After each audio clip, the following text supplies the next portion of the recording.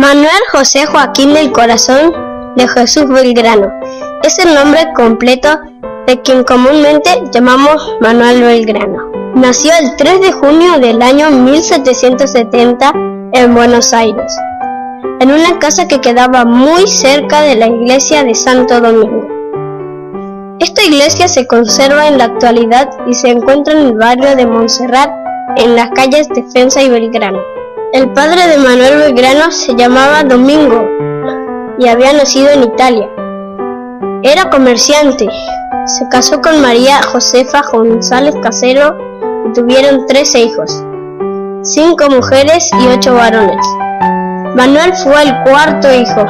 Todavía no se había creado el virreinato del Río de la Plata y, por lo tanto, la ciudad no era una capital. Sus calles eran de tierra. En los días de lluvia se formaba un barro que hacía difícil recorrerlas tanto en carro como a pie. En 1776, el rey de España, Carlos III, decidió reorganizar el gobierno de sus colonias americanas. Una de las reformas que implementó fue la creación del Virreinato del Río de la Plata, cuya capital fue la ciudad de Buenos Aires. Durante todo el siglo XVIII, Buenos Aires experimentó muchos cambios y un gran crecimiento. La población aumentó mucho porque llegaron muchos inmigrantes desde distintos lugares de Europa. Las familias ricas de las ciudades compraban esclavos para que trabajen a su servicio. Fue durante esta ciudad colonial que Manuel Belgrano aprendió a leer y escribir en el convento de Santo Domingo. Después siguió estudiando a pocas cuadras de allí, en el Real Colegio de San Carlos. Como en Buenos Aires no había universidades, los jóvenes de familias ricas de la época que querían seguir carreras universitarias tenían que dejar sus hogares e instalarse en otras ciudades del virreinato o cruzar el océano para estudiar en Europa. Esta última posibilidad era la más costosa y solo estaba al alcance de pocas familias. Manuel solo tenía 16 años. Su vocación estaba muy definida. Quería estudiar Derecho y así lo hizo en las universidades de Salamanca y Valladolid, logrando recibirse de abogado con tan solo 19 años de edad. Durante su infancia y juventud, Belgrano fue testigo de acontecimientos tan importantes como la creación del Virreinato del Río de la Plata, el comienzo de la Revolución Industrial en Inglaterra y la Revolución Francesa. En 1794 regresó a Buenos Aires. La ciudad había cambiado. Sus calles estaban adoquinadas y de noche se encendían sus faroles para iluminarlas. Encontró casas nuevas, incluso algunas de 2 pisos. La educación también estaba cambiando. Por ejemplo, había proyectos para transformar el que había sido su colegio en una universidad. Desde su regreso, Belgrano participó activamente en la política. Manuel Belgrano tuvo una participación destacada en la revolución, formando parte de la primera junta. Durante casi 4 años, desde mayo de 1810 hasta enero de 1814, la actividad de Belgrano se centró en la guerra. Aunque no era un militar de carrera, se desempeñó como jefe de varias campañas, en las que obtuvo triunfos y derrotas. En 1812, Belgrano fue enviado a la zona donde hoy se encuentra la ciudad de Rosario, en la provincia de Santa Fe, para detener las incursiones de los realistas por el río Paraná.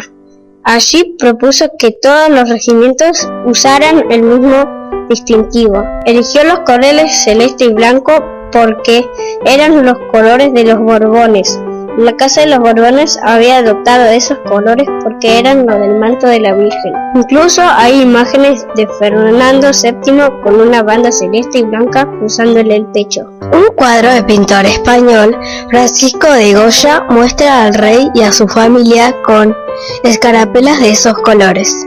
En Buenos Aires el gobierno aprobó la iniciativa de Belgrano y aceptó la creación de la escarapela. Poco más tarde, Belgrano quiso admirar sus tropas que había sufrido algunas derrotas, izando una bandera como símbolo de la libertad. Así, el 27 de febrero de 1812 hizo por primera vez una bandera que tenía los mismos colores que la escarapela. En esta oportunidad, el gobierno lo desaprobó porque pensaba que un ejército con bandera propia significaba declararse independiente del rey de España, y parecía imprudente hacerlo en ese momento, sin contar con los apoyos suficientes. Pero Belgrano no se enteró porque ya había partido rumbo a Salta para hacerse cargo del ejército del Alto Perú. Ante la inminencia del avance de un poderoso ejército español desde el norte, el 29 de julio de 1812, Belgrano propone un impresionante operativo disponiendo la retirada de todo el pueblo jujeño. La orden de Belgrano era contundente: había que dejar la tierra arrasada, ni casas, ni alimentos, ni animales de transporte, ni objetos de hierro, ni efectos mercantiles. La gente llevaba todo lo que podía ser transportado en carretas, mulas y caballos. Se cargaron muebles y enseres y se arreó el ganado. Solo quedaron desolación y desierto. El repliegue se hizo en tiempo récord ante la proximidad del enemigo. En 5 días se cubrieron 250 kilómetros y poco después la marca humana llegaba a Tucumán. Al llegar allí, el pueblo tucumano le solicitó formalmente a Belgrano que se quedara para enfrentar a los realistas, y el 24 de septiembre de 1812 tuvo el importantísimo triunfo de Tucumán. Animados por la victoria, Belgrano y su gente persiguieron a los realistas hasta Salta, donde los derrotaron el 20 de febrero de 1813. Como premio por los triunfos de Salta y Tucumán, la Asamblea del año 13 le otorgó 40,000 pesos, oro, que don Manuel lo destina a la construcción de 4 escuelas públicas, escribiendo además un reglamento en el que anunciaba en su artículo primero que los maestros de escuela debían ser bien remunerados por hacer su tarea de las más importantes que se pueden ejercer. Lamentablemente, ese dinero fue usado por el triunvirato y los gobiernos sucesivos para otras cosas, y esas escuelas nunca se construyeron.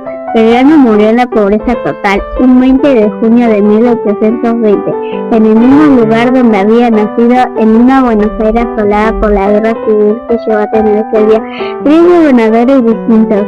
Solo un diario, El Despertador Filantrópico, se ocupó de su muerte. Para los demás, no fue noticia.